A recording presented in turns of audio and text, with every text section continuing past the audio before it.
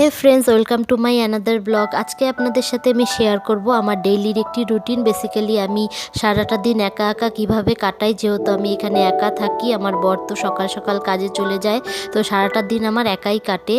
তো সারাটা দিন আমি কিভাবে আমার টাইমটা স্পেন্ড করি, তো সেটা আপনাদের সাথে আজকে শেয়ার করব। তো যারা এখনও আমার ব্যাপারে জানেন না বা আমার ব্লগে নতুন, তাদের উদ্দেশ্যে বলে রাখি, আমার বাড়ি হচ্ছে আলিপুরদুয়ার, নর্থ বেঙ্গল। আর আমি এখানে পূর্ব মেদিনীপুরে শিফট হয়েছি প্রায় 3 মাস হলো। আমার হাজব্যান্ডের ট্রান্সফার এখানে হয়েছে ওই সোর্সেই। তো আপনারা দেখলেনই যে প্রথমে বেডটাকে আমি গুছিয়ে নিলাম। আমাদের ব্রেকফাস্ট অলরেডি হয়ে গেছে, যেহেতু আমার হাজব্যান্ড সকাল সকাল কাজে বের হয়ে গেছে, তো দুজনে ব্রেকফাস্ট হয়ে গেছে। তো ও যাওয়ার পর থেকে আমি ব্লগটা শুরু করেছি। তো প্রথমে বিছানা টিছানা গুছিয়ে এসে তারপর এখানে রান্নাঘরে চলে আসলাম। তো যেহেতু দুপুরবেলা লাঞ্চ আমি একাই করব, তাই আজকে একটু সিম্পল মেনুই কিছু করে নিব। তো দেখা যাক কি করি। তো এর জন্য চলে আসলাম রান্নাঘরে। রান্নাঘরে আসার পরে বেসিনে কিছু বাসন ছিল, ওগুলোকে ধুয়ে পরিষ্কার করে নিলাম। আমার একদম বাসন জমিয়ে রাখতে একদমই ভালো লাগে না, তাই ওটাকে আগে পরিষ্কার করে নিলাম। আর এদিকে রান্নাটাও বসিয়ে দিয়েছি। তো মেনুটা ভাবছি আজকে একদম সিম্পলই রাখবো। তো অনেক দিন ধরে আলু ভাতে খাওয়া হয় না, তো আজকে একটু ঝাল ঝাল করে আলু ভাতে খাবো। আর বেগুন ভাজা করব, আর দেখি কি করা যায়। তো দেখতে থাকুন, আশা করি ব্লগটা ভালো লাগবে।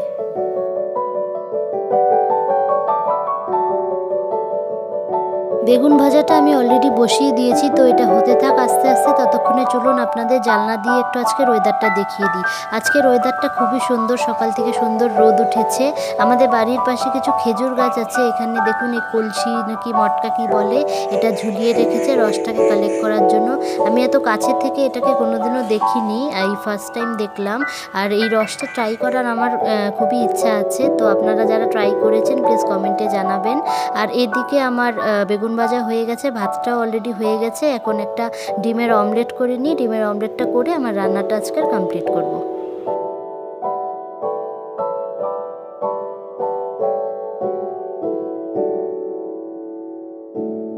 তো আমার রান্নাটা কমপ্লিট হয়ে গেছে। রান্না টান্না কমপ্লিট করে যে কাজগুলো থাকে, রান্নার শেলফ টেলফ পরিষ্কার করা, ওগুলোও হয়ে গেছে। তো ওগুলো আর শেয়ার করলাম না। এখন চলে এসেছি রান্নাঘরটাকে মুছে নিব। রান্নাঘর বড়ঘর সবই মুছে নিব। তো এগুলোকে ভালো মতো ক্লিন করে তারপরে স্নান করতে যাব। স্নান করে ঠাকুরের সামনে ধূপবাতি দিব, দিয়ে তারপরে লাঞ্চটা কমপ্লিট করব। সারাদিন একা একা থাকি, তো তাই টুকটাক কাজ করেও সময়টা যেন আর কাটতে চায় না। আর বাড়িতে থাকতে গল্প করতে করতে, কাজ করতে করতে কখন যে সময়টা কেটে যেত, তখন যেন সময়টাই কম পড়ে যেত। বাড়ির দিনগুলো খুব মিস করি। আসলে কোনোদিনও একা থাকিনি, তো লাইফটা বিয়ের আগে একরকম ছিল, আর বিয়ের পরে আমার শ্বশুরবাড়িতে তো সবসময় লোকজনের আনাগোনা লেগেই থাকতো। তাই আমরা গল্প গুজব করে এনজয় করতে খুবই ভালোবাসতাম। তাই সবসময়ই টাইমটা পাস হয়ে যেত। আর এখানে আসার পরে টোটালি একা থাকতে হয়। আমার বর সে সকালে যায় আর রাতে আসে, তো গল্প করার একটা লোকও থাকে না। তাই আর কি খুবই বোরিং কাটে সারাটা দিন। নতুন জায়গা, নতুন পরিবেশ, নতুন লোকজন, এখনও সেরকমভাবে মিশে উঠতে পারিনি। আর আমি আগাগোড়াই একটু ইন্ট্রোভার্ট টাইপের, যে মানে একটু কম কথা বলতে পছন্দ করি। তো সেটা এখন ওই জন্য কারোর সাথে সেমনভাবে পরিচয় হয়ে ওঠেনি। তো টুকটাক হচ্ছে, আশা করি আস্তে আস্তে সেগুলোও হয়ে যাবে, তারপর ভালো মতো টাইমটাও কাটবে।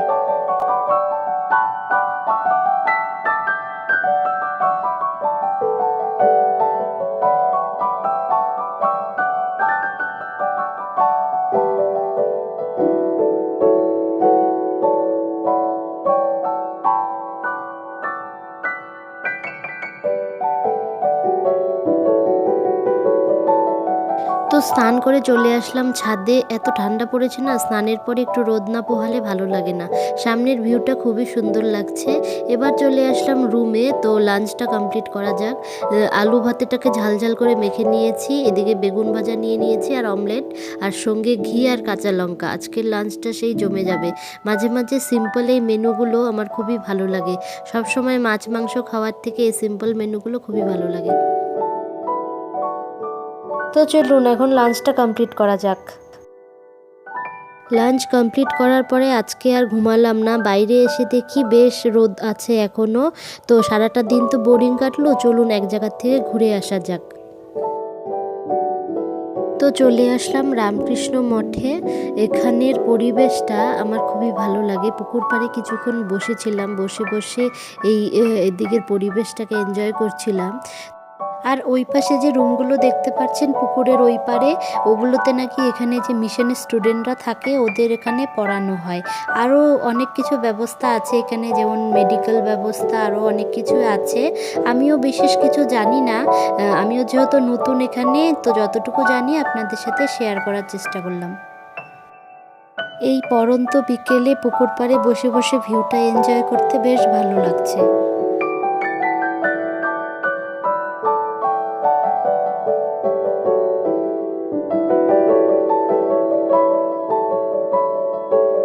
এটা হচ্ছে পুকুর পাড়টার ঘাট। এখানে দেখলাম তালা লাগানো আছে, তাই আর ভিতরে ঢুকলাম না, বাইরে থেকেই আপনাদের দেখানোর চেষ্টা করলাম।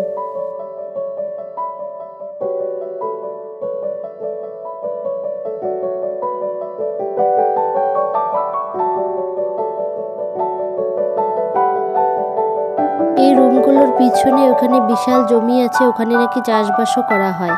এদিকে দেখুন কি সুন্দর ফুল গাছ লাগানো আছে, এগুলো সবে মাত্র লাগানো হয়েছে, তো এখনো ছোট আছে গাছগুলো, ফুল এখনো ফুটেনি। তো কিছুদিন পরে আশা করি আসলে আরো সুন্দর লাগবে দেখতে।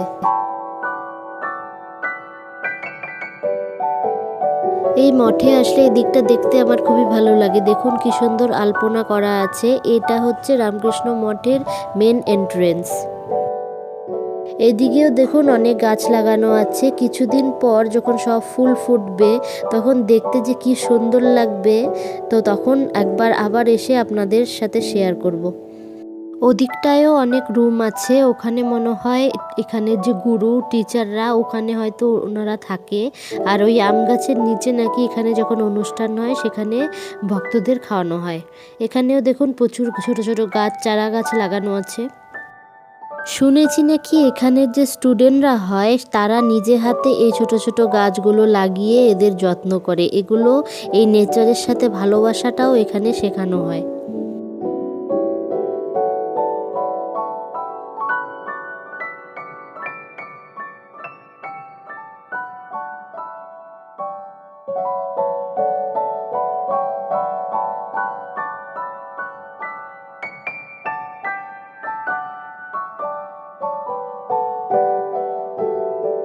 তো অ্যাট লাস্ট সারাটা দিন বোরিং কাটার পরে এখন একটু ভালো লাগছে। বিকেলবেলা এখানে চলে আসলাম এই মঠে। এখানে আসলে মনটা সত্যিই ভালো হয়ে যায়। এত চারপাশে ফুলের গাছ, এত গাছগাছালি, দেখতে খুবই ভালো লাগে।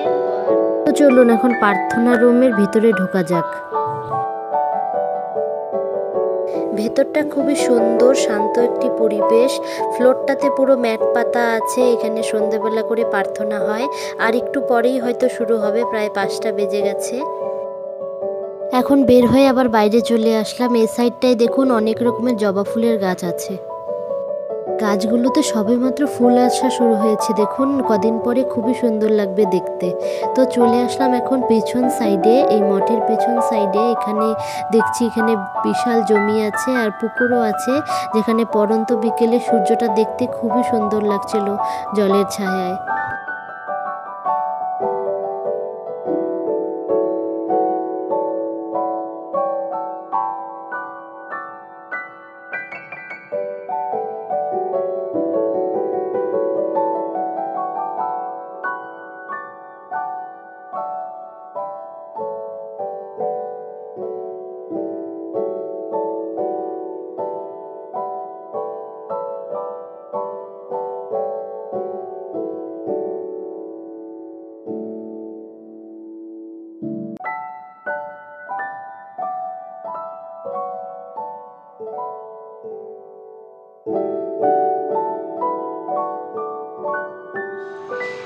তো এখন চলে যাব, সন্ধে হয়ে গেছে প্রায়। তো আর বেশি লেট করব না। সারাটা দিন বোরিং কাটার পরে দিনটা বেশ ভালোই কাটলো। তো আমার ভিডিওটি ভালো লাগলে প্লিজ ভিডিওটি লাইক করে দিবেন, আমার চ্যানেলটি সাবস্ক্রাইব করে দেবেন, আর যারা ফেসবুক থেকে দেখছেন প্লিজ পেজটি ফলো করে দেবেন। Good bye.